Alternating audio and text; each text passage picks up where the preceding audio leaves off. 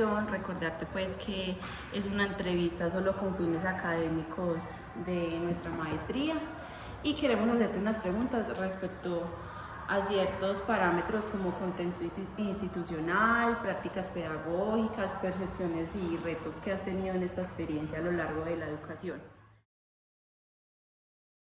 Entonces, ¿podrías, antes como de empezar, contarnos brevemente cómo es la comunidad educativa en donde laboras, tipo de estudiantes, socioeconómico, si hay diversidad, qué entiende usted por educación inclusiva dependiendo de ese contexto económico al que usted atiende?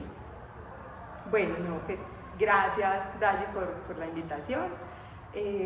La institución, bien sabemos pues, que hace parte del sector público. En este momento estoy pues, con el grado primero, 36 estudiantes y por supuesto hay diversidad. Pues desde que hayan más de dos, siempre considero que hay diversidad. Desde la parte pues, socioeconómica estamos en un sector estrato 1, 2 y uno que otros en el barrio del frente pues ya sería estrato 3, ¿cierto? Digamos que históricamente el sector ha tenido una mejoría en cuanto a su proceso económico, una evolución muy bonita, porque pues anteriormente estaba permeado 100% pues por bandas delincuenciales y en este momento pues digamos que en ese aspecto se ha reducido bastante. Sin embargo, obviamente persisten muchas situaciones como por ejemplo padres que no saben leer ni escribir todavía, ¿cierto? Debido a eso, a ese momento de violencia que marcó mucho el territorio, entonces apenas ahora se están viendo pues como otros resultados. Claro. Profe, ¿podrías compartirnos como un ejemplo de alguna situación que haya tenido que adaptar una actividad o una evaluación para favorecer la participación de todos tus estudiantes, de todos sus 36 estudiantes? Bueno, tú ahorita me estabas preguntando sobre mi concepción de inclusión. Digamos que, y ahora pues que lo relaciono con la pregunta que me haces, pues constantemente hay una adaptación, un ajuste. Aunque la palabra pues resiste un poco de ella, pero sí, constantemente se deben hacer ajustes para que haya una participación plena. Es decir, tengo estudiantes, por ejemplo, que normalmente no escriben, o sea, generalmente no escriben, les cuesta un poquito esa parte de lectoescritura, entonces con ellos se realiza pues como una serie de actividades que me dé cuenta de que sí van alcanzando la competencia, pero no desde la parte escrita, ¿cierto? Por ejemplo, en matemáticas, un ejemplo básico con el reconocimiento numérico. En ese punto tengo chicos que si bien reconocen los números, le cuesta, por ejemplo, el manejo en el cuaderno. Entonces lo hacemos por medio de señalización, qué número es este, cuál recuerda, qué cantidad representa, ¿sí? Entonces digamos que de esa manera se trata pues como de que todos los estudiantes participen de una actividad específica. Listo, profe. ¿Y qué apoyos y acompañamiento recibe por parte de la institución, orientadora, profesionales de apoyo, directivos, como para atender a sus estudiantes con necesidades específicas? Bueno, ya te refieres más como a los niños con necesidades. Bueno, el apoyo como tal, desde la Secretaría de Educación, siempre pues nos designan un profesional de la UAI, es la unidad de atención integral y también la docente orientadora, ¿cierto? Sin embargo, digo yo, es complejo pues como recibir un acompañamiento permanente o un poco más personalizado, pues debido a que es una población grande. En este momento la institución cuenta casi con 2.000 estudiantes entre primaria y bachillerato y solo hay un profesional de la UAI y solo hay una docente orientadora. Entonces digamos pues como que recibir ese apoyo no, se recibe de manera general una capacitación, digamos, donde nos dicen a nosotros cómo elaborar un PIA, y cómo se debe continuar trabajando desde el DUA, por ejemplo, pero un apoyo específico no. Y más que, por ejemplo, en mi salón, sí cuento pues con 2 niños con diagnóstico, ya están pues como categorizados, y otros 3 que están en proceso de valoración neuropsicológica. Ok, gracias, profe. Bueno. Y desde su experiencia, ¿cuál considera que han sido las principales barreras o dificultades que limitan la inclusión en la institución como tal, a nivel general? Pues mira, yo tengo muchas posturas frente a eso, y yo creería que la primera barrera es hablar de inclusión, para mí, porque es que no tiene coherencia decir vamos a incluir cuando la inclusión debe ser lo más natural posible. Entonces, esa es la primera. La primera barrera es tener que hablar de inclusión. En la escuela no se debería hablar de eso. La inclusión debería darse de manera muy natural. Y otra cosa, que en la escuela, cuando se menciona inclusión, solamente se tiene en cuenta los niños categorizados, los niños que tienen un diagnóstico, que me parece lo más excluyente. Pero entonces, ¿dónde están los chicos que vienen del vecino país? ¿Dónde están los niños que vienen del Amazonas? ¿Dónde están? Tenemos población indígena y ellos también hacen parte de todo. Entonces, a veces como que la escuela dice, no, es que hay que incluimos al niño que tiene TDAH. O sea, digamos que sí tengo pues como ciertas resistencias frente a eso, y creería yo que la primera barrera soy yo, pues como desde no reconocer bien qué es una pedagogía desde la alteridad, o sea, es reconocer al otro y reconocerme yo. Entonces, mi experiencia ha sido eso, que la escuela no está preparada realmente para hablar de una verdadera inclusión. Intenta sí, y hay un libro pues por ahí, el que es el decreto 1421, y que le dicen pues a todos los de la UAI, a todos los docentes y a las instituciones cómo trabajar con estos niños con necesidades y talentos excepcionales y bla bla, pero eso no es coherente con lo que realmente debería ser. Sí. Entonces, profe, pues partiendo de lo que dices, ¿usted cuáles cree que deberían de ser los aspectos a fortalecer para que en realidad para que la inclusión sea una realidad?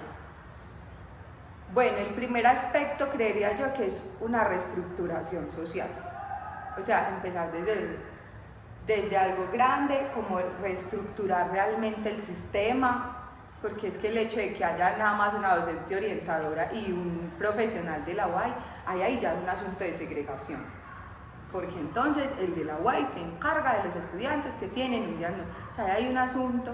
Entonces, creería yo que uno de los primeros aspectos es hacer una reestructuración de qué es realmente qué es incluir, porque solo hablamos de niños con discapacidad o de niños con talento, pero y entonces, ¿dónde están los otros niños de otras etnias, por ejemplo?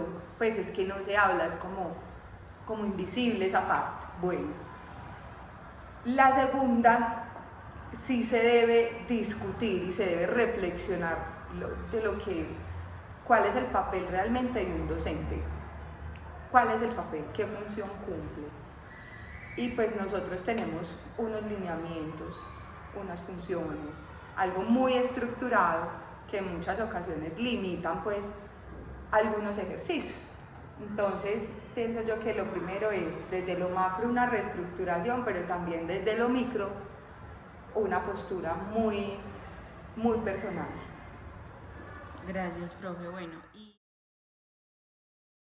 como tú lo mencionabas, entonces según el decreto 1421 del 2017,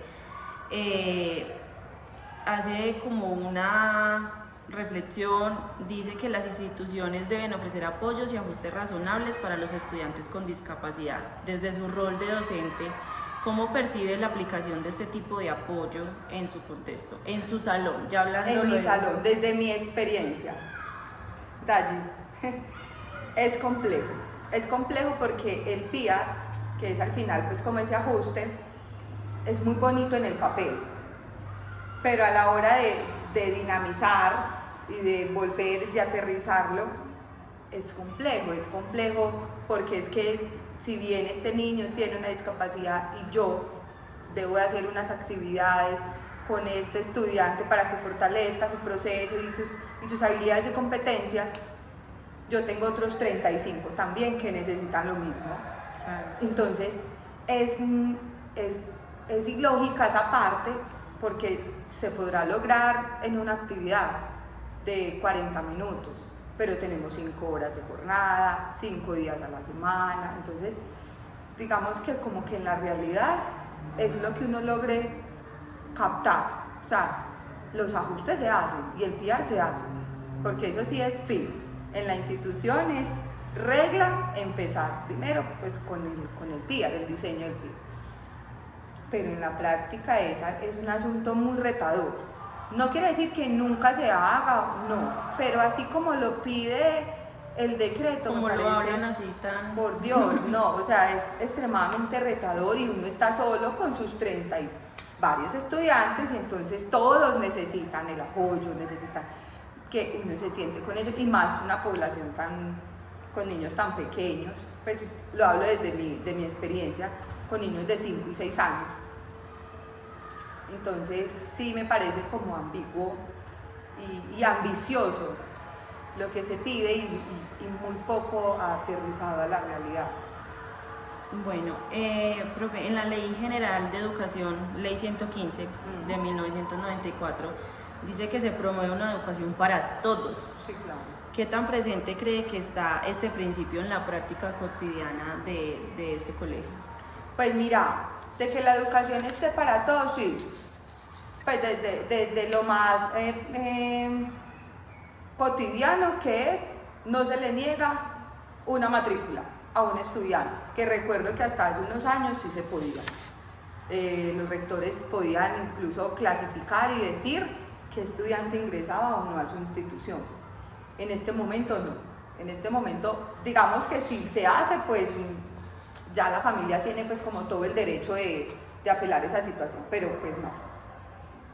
¿Qué ocurre? Lo complejo está cuando ya están dentro, porque hay unas situaciones que no garantizan esa real educación. Entonces, por ejemplo, un niño con un autismo nivel 3 que no controla el esfínter en medio de un salón con otros 35 también de su misma edad, ¿cómo manejar eso? Realmente si hay una educación y qué se puede entender por educación en ese contexto. Además, que bueno, tú porque tienes experiencia, pero ¿será que todos los profes estamos preparados para eso? No, eso también ¿cierto? es otra, porque pues entonces, si es así, todos los docentes tendríamos que estudiar mínimo educación especial, tener algunas bases con el neuropedagogo. Bueno, entonces, pues, y nosotros realmente tenemos la pedagogía, sí, pero sí nos falta muchísimo ampliar en otros temas. Sí, y bueno, profe, ya para terminar, el proyecto educativo PI, el institucional, sí, de su colegio incluye orientaciones o principios relacionados con la educación inclusiva. ¿Usted sabe de pronto de eso? ¿Lo ha leído? Claro, es que la misma ley nos obliga, o sea, exige que todas las instituciones deben hablar de inclusión. Y eso es lo más segregado que hay. Porque cuando se exige algo, es como montar algo sobre otro sin tener idea cómo manejarlo. Entonces, claro, en el PI, por supuesto, dice que todos los estudiantes se deben formar en el saber ser, hacer y, bueno, tienen pues como todo su lema y toda la trayectoria que se hace con cada estudiante. Ya en la práctica eso es un asunto en el que cada docente luchamos día a día, cómo llevar todos esos estudiantes que están en un solo espacio con un mundo diferente cada uno a la realidad de que si se entiendan, de que si realmente haya una educación de calidad, porque esa es otra, cuando las instituciones están certificadas en calidad, hay unos lineamientos muy rigurosos que se deben cumplir y entonces en el papel dice, es una institución incluyente. Y en la vida real es un niño a veces solito, uno como profe haciendo pues como sus hazañas, ven, hazlo así, tal cosa, pero dentro de esa misma dinámica también se segrega. Sí. Es que es más, el planear solo para un estudiante, eso es segregación. Porque entonces todos, porque estamos trabajando con un cuento y este niño porque todavía no está coloreando vocal. Y por más que uno trate como de listo, voy a relacionar a este niño, lo voy a hacer partícipe en esta actividad, de alguna manera ese niño y sus compañeros saben que ahí hay un proceso diferenciado. Sí, claro. Entonces, No, profe, quería agradecerte por abrirnos las puertas de tu salón, de tu aula, por compartirnos tu experiencia y por compartirnos tu visión de la inclusión hoy en día, que yo desde mi perspectiva siento que todos hablamos de inclusión y se escucha muy bonito hablar de inclusión, pero no hay inclusión aún, nos falta mucho. ¿Qué piensas tú?